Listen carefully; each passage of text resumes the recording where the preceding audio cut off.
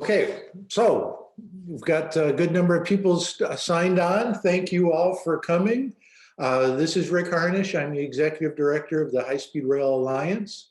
We're a nonprofit educational organization supported by our members, folks like you. So I ask that if you enjoy this program, please go to hsrail.org and make a donation. We do three things that are interrelated. The first is we strive to be the most knowledgeable, independent source of information on what high-speed rail is, why we should build it in North America, and what steps policymakers can take to make that happen. We educate the public and the local leaders through a number of forums. This is one. Also, we've been running lately, in advantage of COVID, we've been able to do a couple, at least one Rotary Club presentation a day, if not two. So education is our primary function, and then we provide people the tools they need to educate their leaders locally at state capitals and in DC about what steps they would like their leaders to take to move high-speed rail forward. We believe in the integrated network approach, which California is the first to take this on in this country, where there's a master plan that integrates high-speed lines where trains are going at least 200 miles an hour, with shared use lines where you're sharing with freight and passenger, regional lines where you've got a line that's dedicated primarily to passenger, some freight, but focused on passenger. Those three work together in a master plan and include connecting buses and local transit so that you create a region-wide transportation system as opposed to a point-to-point or city pair system. California is the first to do this. We are working to educate folks out there about some steps that the legislature needs to take in order to move that forward. The most aggressive country in the world with high-speed rail has been China. So in 10 years, they've basically, I don't think I'm exaggerating too much when I say they've connected Boston, Miami, Houston, St. Paul, all of the cities in between, and a new 110-mile-an-hour railroad that would connect Salt Lake City to all of that. They've built that basically in the last 10 years. And Anthony Perl has agreed to join us today to talk. I'm sorry, I got distracted by a comment. Anthony Perl is here today to talk about some research he's done on the impacts of the Chinese high-speed rail network. And if there's anything to learn for us moving forward. So Anthony, I'll let you take it from here. Thanks, Rick, and good day to everyone. Thanks for coming and tuning into this research, which is, I'm going to share my screen now. It was done in collaboration with Professor Qian Wu, Mr. Jingwei Sun, and Professor Tao Tao Deng, who are all based in China and had access to some of the data that we're going to be looking at today. It wouldn't have been possible to do effective research on high-speed rail in China without the local partners, and I really want to recognize their great contributions to this project. I think, as Rick already alluded to, China is a living laboratory of what a large nationwide or high-speed rail network can be, and what it can do, not just as a transportation mode, but as a form of economic and social development. China has compressed the effects of what have become more apparent over decades in Europe and Japan into the decade of the 2010s, essentially. They've built the world's largest high-speed rail network. In 14 years now, they've gotten 24,000 miles of high-speed lines operational. And when it comes to city building, they're no slouches either. They hold the world record, as you'll see on the right there, for the quickest building of a high-rise residential tower, 57 stories, modular construction that was built in 19 days. I think they did that just to show they could. That's not as the normal speed, but their cities are moving pretty quickly, as you'll see along the way. So as Rick already pointed out, China's got a big scale in its high-speed rail system.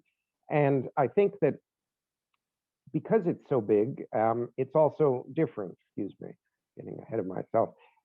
We can see different patterns in this huge system that are only apparent in one place at the same time in China. Europe and Japan have had other high-speed rail scales of development, and I've classified them into 3 different patterns, each of which have slightly different effects economically and socially, as well as for transportation. I just want to give you an overview of those. The lines in red on this map are the ones we're going to be looking at in more detail, at least the effects of them. So the original high-speed rail line, as you all know, was the Tokaido Shinkansen, which ran between Tokyo and Osaka, built just in time for their last big Olympics or one of their last Olympics in 1964. And that is a corridor configuration spatially. It's connecting 2 megacities with some intermediate stops. And for many decades, the term corridor was more or less synonymous with high-speed rail, because that's the way the Japanese operations worked in this linear fashion.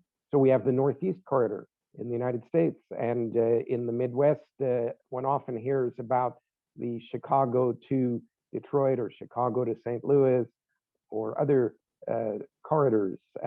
That's drawing on this idea that that's how you make a successful high-speed rail system. And of course, that's worked exceedingly well in Japan, but as developments expanded outside of Japan to Europe, we've seen other configurations that were developed.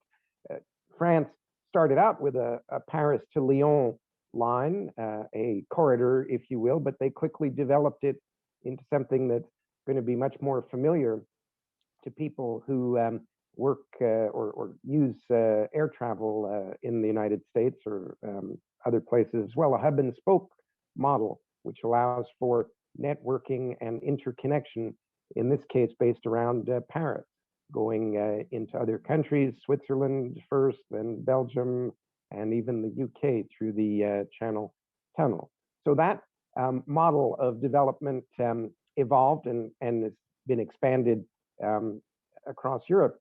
Madrid has a hub for Spain as well. But now, once we get to China, their innovation, if you will, in addition to developing corridors and radial mode with a single hub, they've also developed this multi-core network model, as we call it, or as I've labeled it. And that is something that might be more familiar to a transit operation, connecting up multiple nodes in a integrated network. The biggest one is the Jing-Jin-Ji super city, which the Jing is Beijing, Jin is Tianjin, a port city near Beijing, less than an hour by high-speed rail, and Ji is, I guess, an acronym or a nickname for Hebei province, which is the region. This area has a population of about 130 million people and covers a space that's about the UK without Northern Ireland, if you just took Scotland, England, and Wales. And all of this area is now connected by high-speed rail, so that these 130 million people can get to the nodes throughout that distributed multi-core network within an hour or less, which is typically considered the commuting time shed that people could actually work in any place in that region. That is a new scale. That's the different part of the Chinese rail system. So Europe and Japan have taught us many lessons about mobility with high-speed rail, and some lessons about economic impacts and urban development. But I think China, given the scale and the speed of what it's done, can teach us even more about high-speed rail's contribution to urban redevelopment. And for the purposes of comparison, the research that I've done with my colleagues in China is all on the corridors and networks on the left side of this table. But I thought that I would try to at least suggest some potential points of comparison with the US. It's going to be suggestive. I've been talking about this now for a while, for years, in the hope that people would want to pursue the kind of analysis that we did in China, in the US, and maybe other places as well. But as we know, there's been a bit of a pause in national level interest in US high-speed rail for the last 4 years, which is now hopefully going to change. So maybe there will be more attention paid to these potential analogies. So let's start with a corridor mode of analysis. Harbin to Dalian in northwest China, northeast China, excuse me, which I think has some similarities as a corridor to the California high-speed rail that's being developed. Then we're going to look at a hub model centered on Wuhan, which people had never heard of till last year when I gave these talks. Now everyone knows about Wuhan a little bit. You'll learn more about it today. And I think that has some parallels to the Midwest US. And then the super city, the two big super city networks that are in place. There's a third one actually in the Pearl River Delta, which I haven't looked at. But Jinjingji, which I've already talked about, and the Yangtze Delta, which is the area around Shanghai, both of which have some potential comparisons with super cities past and or current and maybe future in the United States. So here we are looking at a corridor model development in China and what it's meant for urban and economic development. Harbin and Dalian up in the northeast there, a 568-mile long corridor that's been running now for about a decade. This is an accessibility map which we calculated, basically showing how quickly you can get up and down that corridor from different places to all the other places along that corridor. And the darker the color, the more accessibility there is. It's not surprising that the stations along the center of the corridor, particularly since it has a split at Shenyang in the lower middle here where my arrow is, are the most accessible. You can get to the most places from there, and it falls off as you get further away from the corridor. That's a standard pattern for a corridor type of high-speed rail. But what does that mean in terms of effects? Well, since things move so quickly in China, there have been a lot of effects that have already happened since the corridor went into operation around 2010, now over a decade ago. Before 2010, the 5 years before, you can see on the left, the map shows the average annual population growth, people who lived in the areas around the corridor. And if you see the sort of warmer, more orangey it gets, the bigger the growth is, and the blue is the less rapid growth of population. And what you see on the left is that the population growth is uneven up and down the corridor. There's some hot spots, there's some cold spots. This is before the high-speed system is running. There was regular train service, plus other modes of transportation as well, obviously road and air. But the population growth that's what it looked like before high-speed rail was put into operation. Then in the 3 years after high-speed rail, which is the data that we were able to collect, once it's up and running, we see a much more even distribution of population growth, with a bit of a hotspot around the most accessible parts of the corridor, around Shenyang and one other place where there's a junction. I think it's called Pakin, but I can't be sure I'm pronouncing it right. Those have greater attraction of people to live, but the rest of the corridor, especially the endpoints, are less drawing people. Some people feel that high-speed rail corridors siphon people off and suck them into the mega cities at the end, but that's not what has happened in this corridor in China. So here is an illustration of the attributes of the corridor, and it allowed the intermediate cities to surpass the growth at the endpoint. 3.5 hour corridor from end to end, but from the midpoint, you're much closer to that 1.5 to 2 hour travel time, which is very attractive in all directions.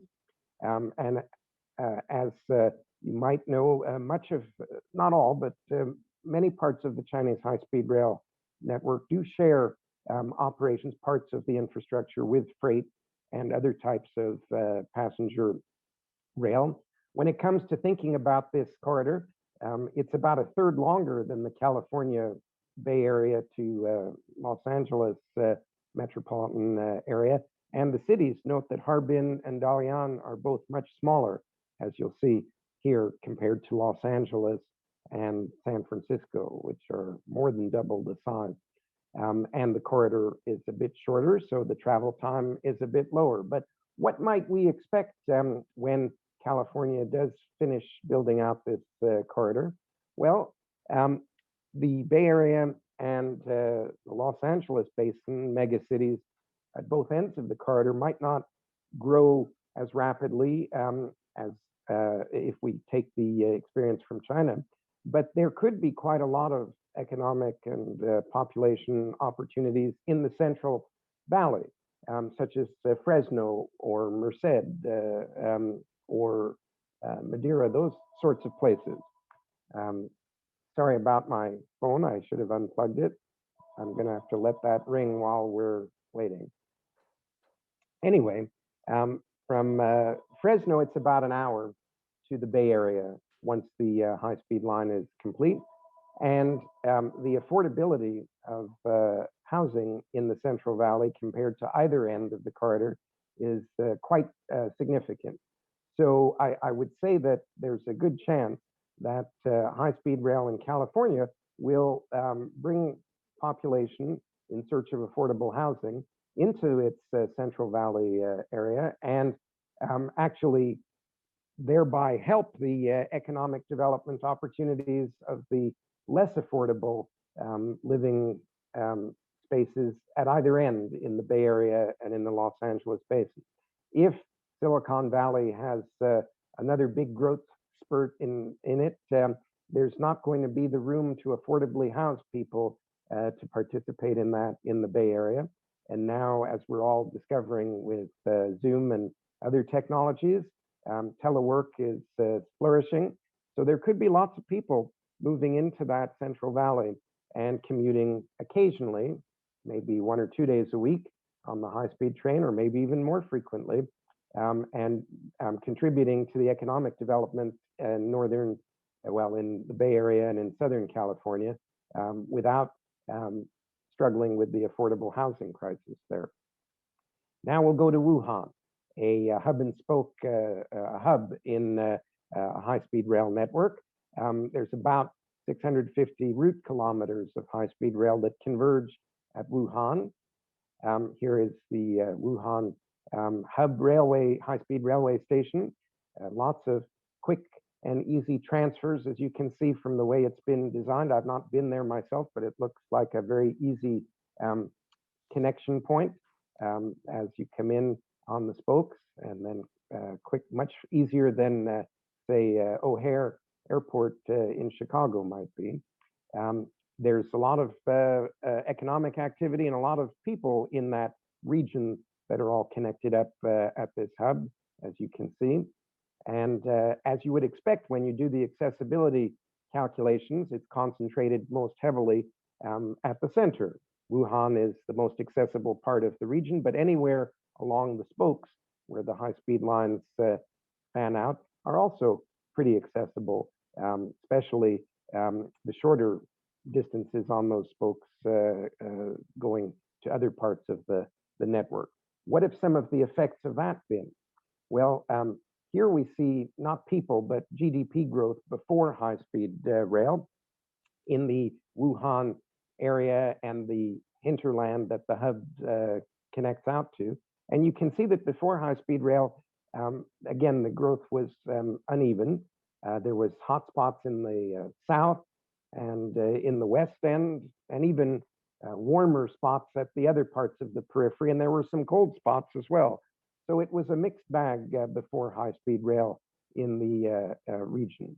But Wuhan was not the central hotspot for growth at that time. What happened after high-speed rail was operational in 2011 forward? You see a much more even distribution in a sense of economic growth. It's cooler in total, but quite evenly distributed, with a few hotspots, but less than before high-speed rail. So if we imagine, which now has a different connotation, Chicago as the Wuhan of America, with a high-speed rail hub there, the question is, you know, would that spread economic growth more evenly throughout the Midwest beyond Chicago? You can see Chicago is the outsized economic engine of Midwestern cities, and there's some others like St. Louis and Detroit that have not been growing as robustly in recent years. So the analogy that's worth exploring, the hypothesis is, does a hub and spoke high-speed rail network for the Midwest around Chicago offer the same opportunity that has been proven in Wuhan in China to spread growth around the entire region that's connected to that hub?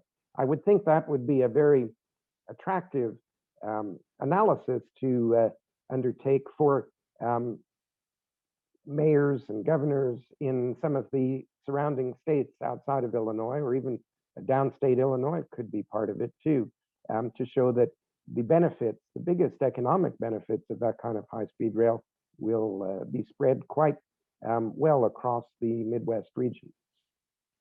Let's move to the supercity comparisons now. Here we have the Jingjinji supercity around Beijing, 81,500 square miles in total, served within 1 hour of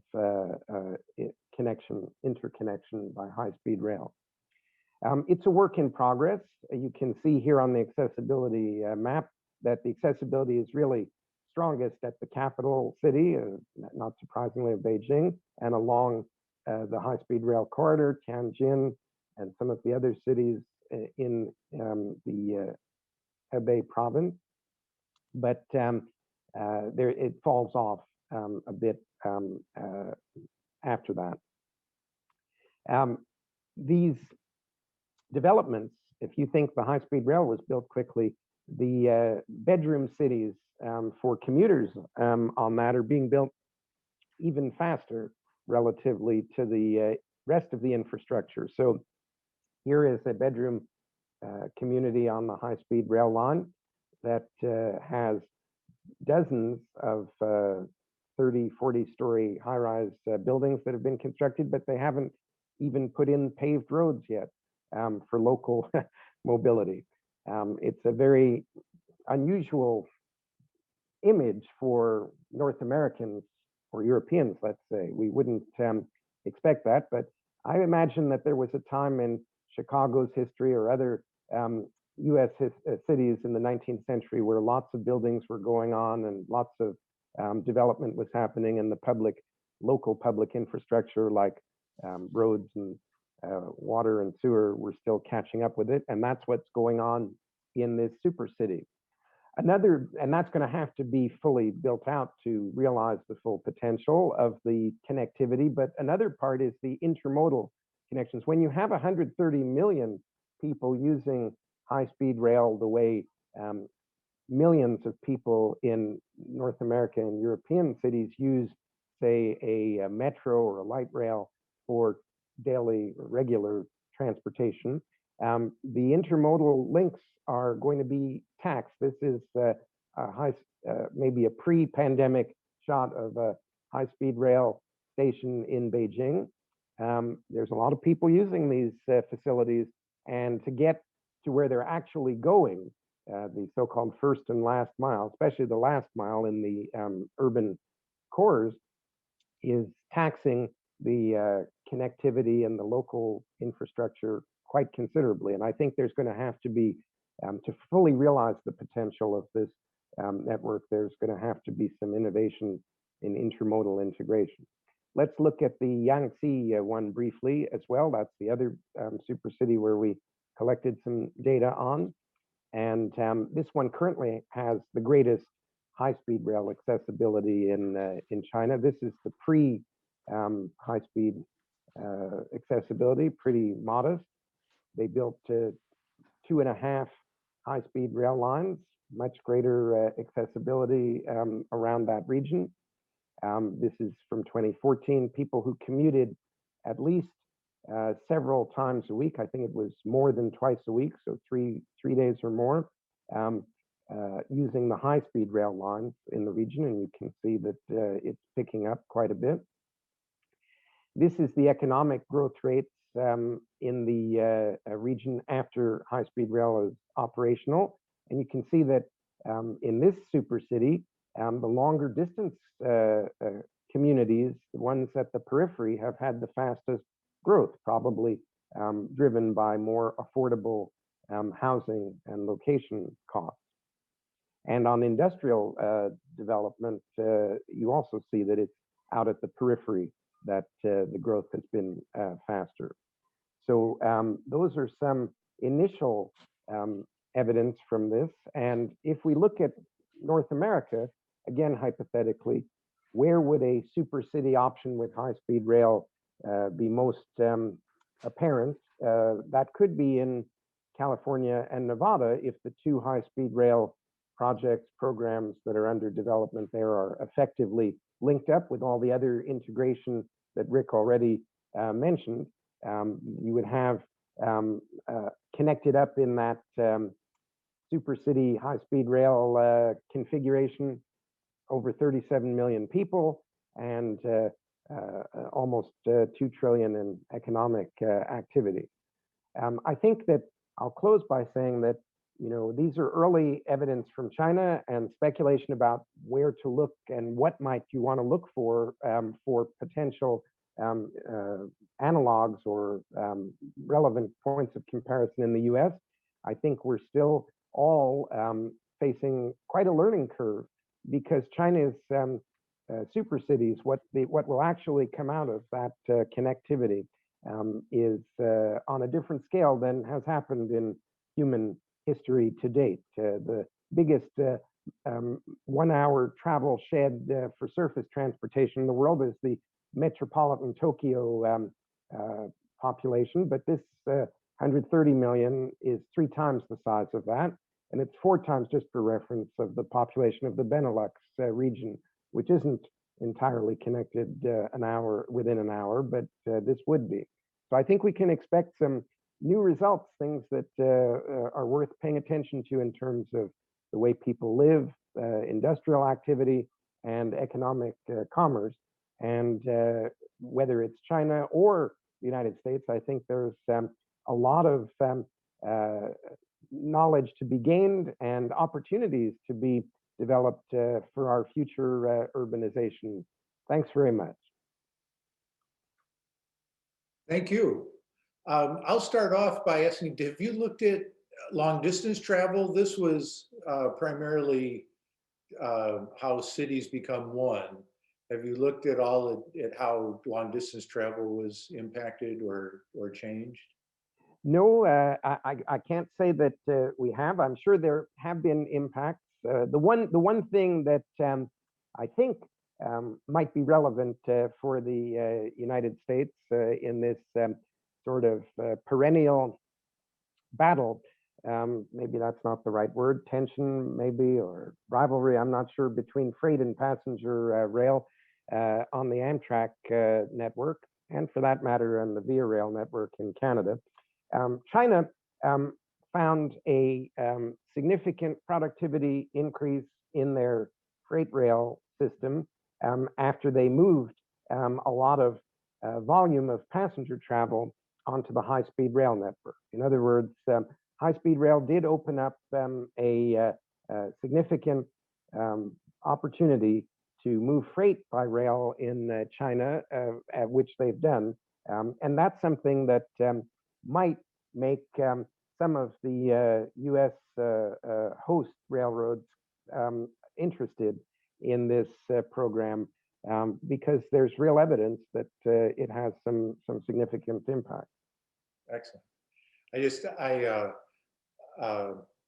I'm trying to find the longest trip, and currently I think it's Beijing to Guangzhou, where they've got 4 or 5 trains a day that do it in less than 8 hours, and that's pretty close to Chicago to Miami. So there's got to be some impact there as well. Right? I think so, and there's plenty to study. You need partners in China to do that, and if you get them, there's a lot of opportunity. Excellent. So Bill Porter is asking about how this developed. Was it all new right-of-way, or is there some existing upgraded tracks as well? Yes, good point. Well, as I mentioned, it is a very mixed system. It's not all one thing. And in the Northeast, that Harbin to Dalian corridor, it is shared rights of way and sometimes shared operations with freight and other types of passenger rail. But of course, on the Beijing to Tianjin new build high-speed rail point, that is an exclusive right-of-way. So it's everything. There's a mix from shared to exclusive rights-of-way. And China has been leading the world recently in terms of, again, managing the diversity and showing that you can make these things optimized and work well and safely together. Of course, there was one tragic accident in the early days of building up or bringing up the operations of China's high-speed rail, but I think they've had a pretty impressive record since then of safe and effective shared use operations with high-speed rail. And just think about the number of trains they're running every day, and to have not had an accident basically in a decade. Yes, they've got it after some teething pains. I mean, unfortunately, I think the U.S. railroad system had some terrible tragedies in the 19th and early 20th century as they were on the learning curve. Technology and operational improvements have basically managed to put that aside, and I think China's followed the same trajectory, only much faster, as it seems to in other areas, sort of compressing a century's worth of development into a decade. Yeah. And then you mentioned the mixed. Yesterday, for other purposes, I stumbled upon I was looking for examples of stack trains running underneath wire, and there's one in Pennsylvania. But I found a sequence of pictures a railfan took where you've got in China someplace a stack train pulled by an electric locomotive, and then a high-speed train, and then a conventional train, all on the same track. So I describe that, railroads can be thought of as Legos, where you can assemble different pieces depending upon the pieces you have available and the pieces you want to build and how you want to put them together. Let's see here. Leonard is saying, thank you for a wonderful presentation. Tom Dorsey is wondering about adding Phoenix into this California, Las Vegas sphere that you discussed. And I've wondered about that, is because frequently people talk about adding Phoenix in there. What are your thoughts on that? The only reason I emphasized Las Vegas and Nevada, Southern Nevada, is because that's where there's a project underway and the infrastructure plans are there, but there's no reason why Arizona, it's the same distance, roughly, the same scale, couldn't be a part of that and make an even bigger super city. It's like the Northeast Corridor, which was originally understood to be Washington to Boston, mainly because of ownership and infrastructure arrangements, but really goes now well into Virginia and maybe even beyond and up to Maine at the other end. So it's the same idea. I'm pretty sure that if they do connect up and integrate Southern Nevada and California high-speed rail, it's only a matter of time before that continues to expand, and Arizona would be the next most logical place to go. Excellent. And Don is asking if you are going to give this presentation to folks in the new administration at DC. And I guess this would also be a chance to plug you're giving a presentation to an APTA group in April, if I remember. Yes, I believe that APTA's got me signed up for a talk like this in April, and hopefully there will be participation from inside the Beltway. APTA is an inside the Beltway type of organization, so I'm pretty sure that's on their agenda and radar. I'll mention again that unlike some of the high-speed rail promoters, let's put it that way, this one, the ideas and the information that I've sort of skated over today in this talk is based on peer-reviewed research findings, which are available either from me or from Rick. I sent him the articles as well. So if anyone actually questions, and well, where's this coming from? Is this just too good to be true or whatever? Feel free to contact us and we'll supply the research behind it. Okay.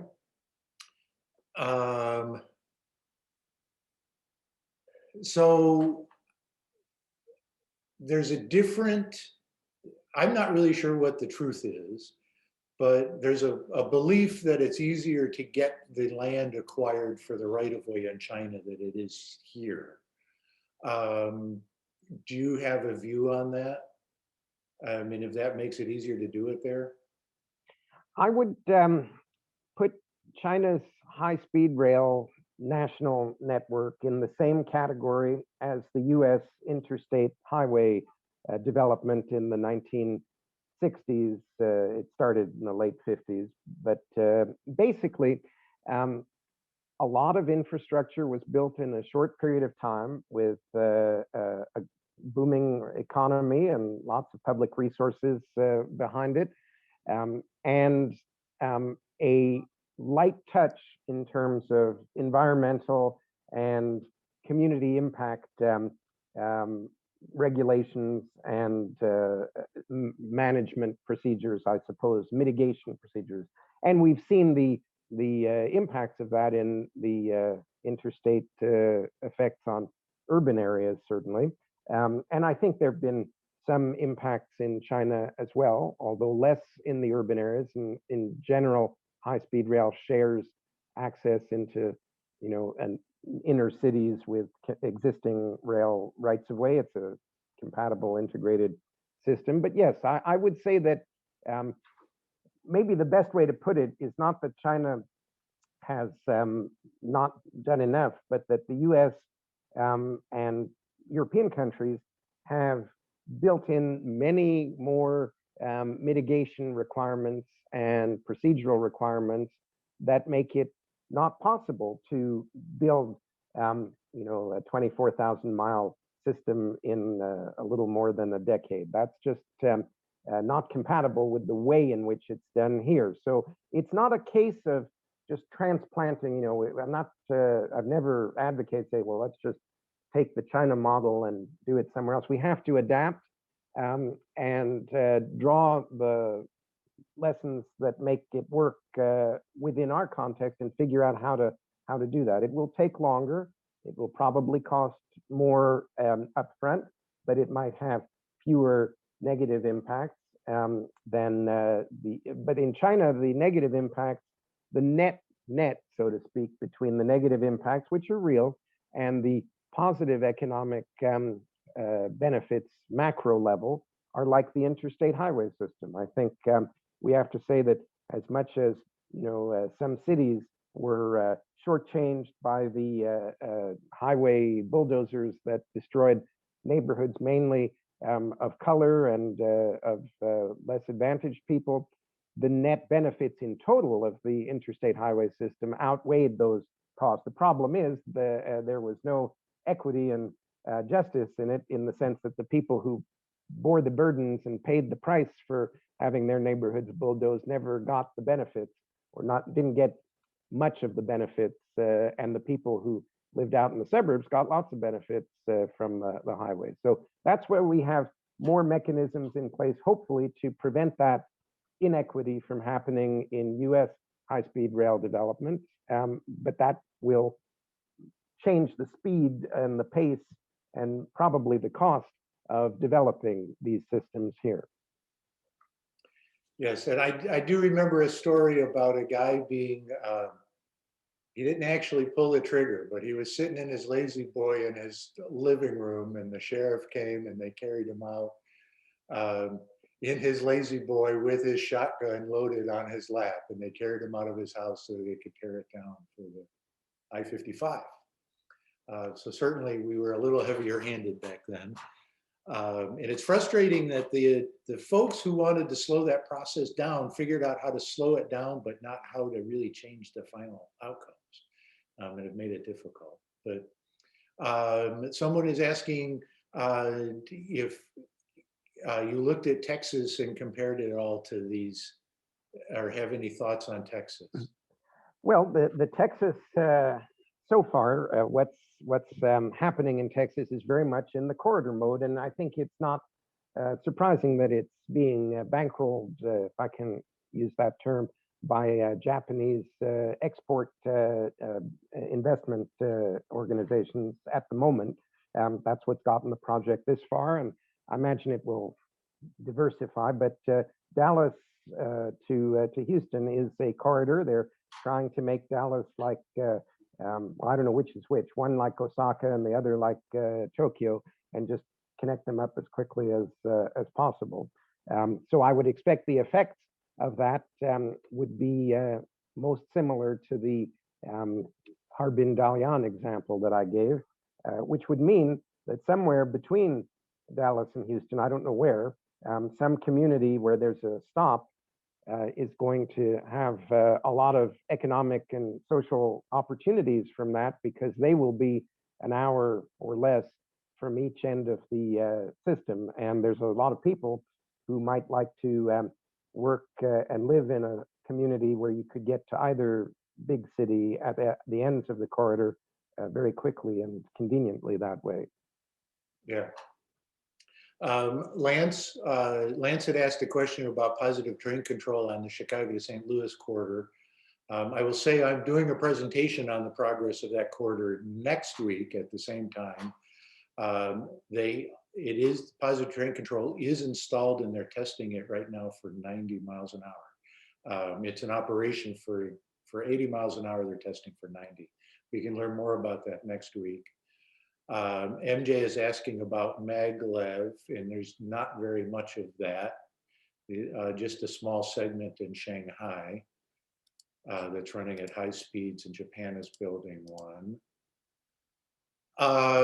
You're in Vancouver, and the state of Washington has been doing initial planning work on Vancouver, Seattle, Portland, which is an interesting project. Do you have any thoughts on that? Sure. I think that we are in Canada are a bit of a free rider on this to date, and it would be nice if we took it more seriously and could contribute to it, because I think, at least for my city, Vancouver's economic future, the opportunity of being connected in an hour to Seattle or the Puget Sound area, and the Amazons and Microsofts and other tech opportunities there really offer a huge benefit if we can get that in place. And of course, the same for Portland and I guess Intel and other companies. This connectivity along the Pacific Northwest, the so Cascadia region, really would allow, on a smaller scale, that kind of synergy that you see in the super cities of China. And I think that together, Vancouver, Seattle, and Portland could be add up to a critical mass of economic opportunity that any one of them won't attain by itself along the way. So I see this as a real way to make Cascadia a viable global node in whatever knowledge economy post-pandemic we're developing. And I really hope that it will come to pass. Excellent. Now, I have been to the high-speed station at the Shanghai, and I know I'm not pronouncing this right, Hangzhou Airport. The airport, Hangzhou, yes. Hangzhou, okay. So they have 3 high-speed stations in Shanghai. I've been to all of them, although I think the oldest of them, which was built in the late 21st decade of this year, doesn't really have high-speed trains at it anymore. But it doesn't seem like that, at Shanghai, it doesn't seem like the purpose really was to connect trains and airplanes. It was just to create one massive transportation hub. I know the new Beijing airport has a high-speed line connection, but I don't know that there are other connections between high-speed trains and airports in China. Do you know of any others? No,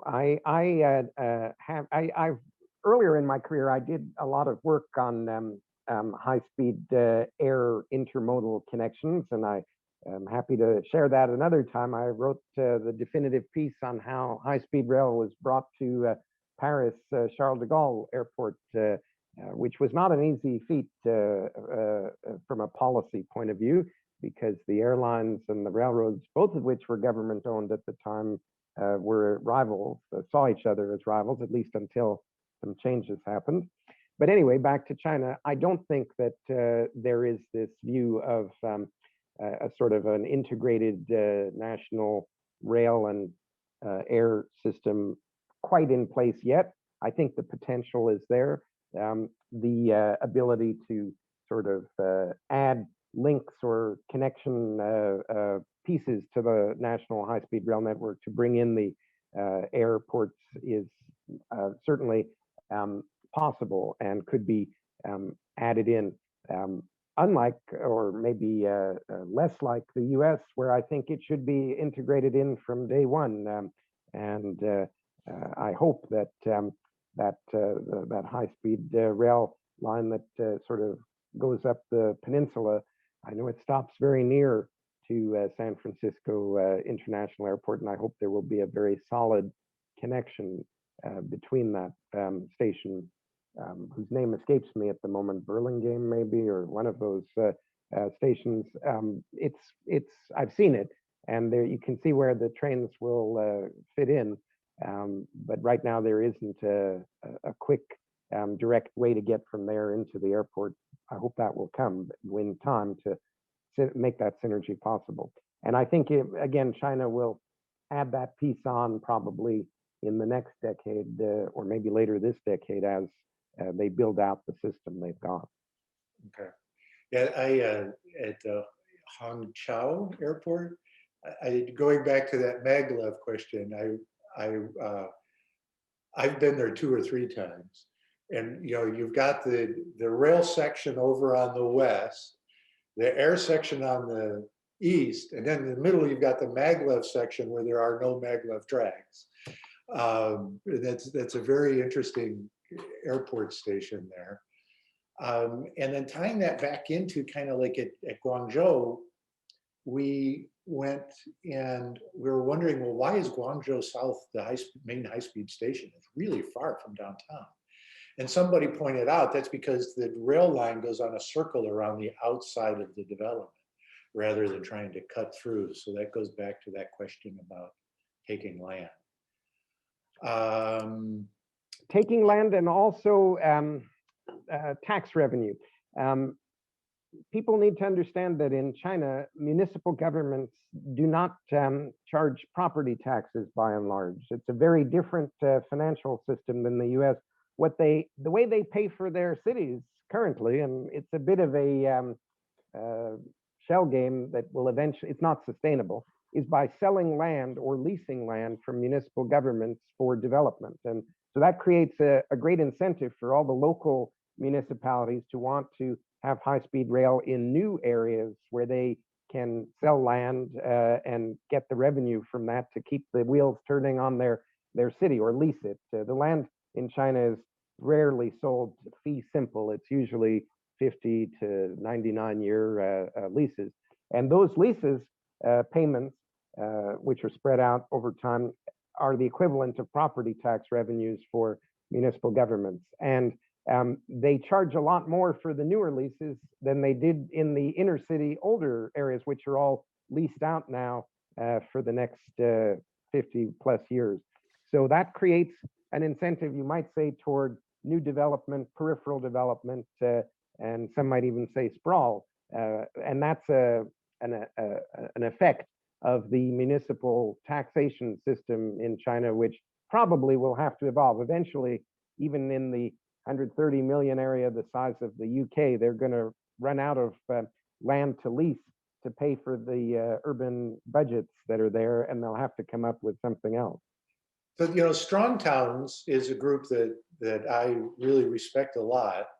And they talk about how in this country, we've created a circumstance where local communities are basically putting themselves out of business. So they're always looking for that next development to bring revenue in today, but they don't factor in the cost of maintaining the infrastructure for that new development. So what you're saying is all those high rises around the high-speed train stations, they're going to have to maintain the infrastructure for those. So what are they going to do? That picture I showed with the high rises and no paved roads, the only way they can have the money to pave the roads is to lease more land further out to get the revenue in from that. It is not a sustainable model. It's their version of what you were describing with the sprawling development model in the US. Okay. I'm sorry I'm jumping ahead, but Fred, Russell Sharp, what is the top speed in China? Well, if you count the maglev from Pudong to Shanghai, I think it's around 400 plus miles an hour, but that's an 8-minute trip.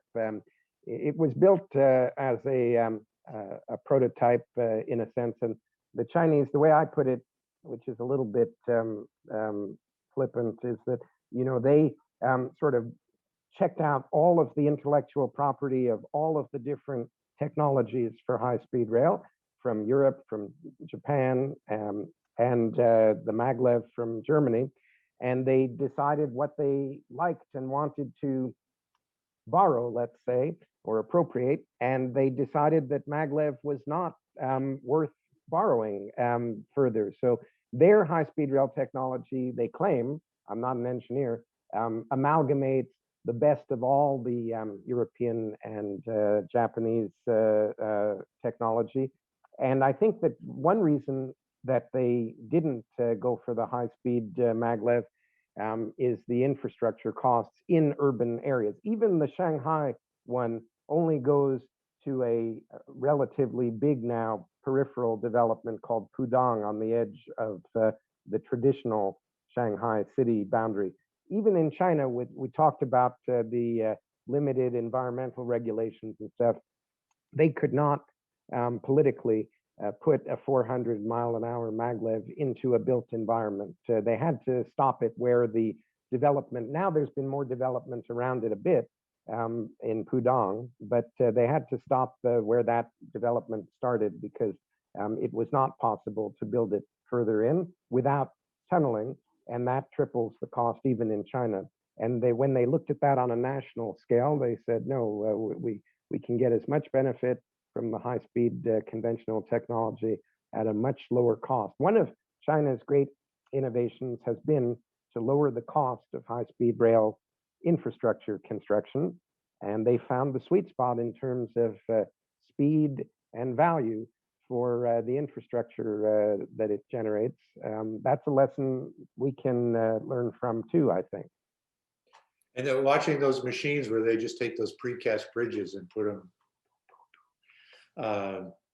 is really fascinating.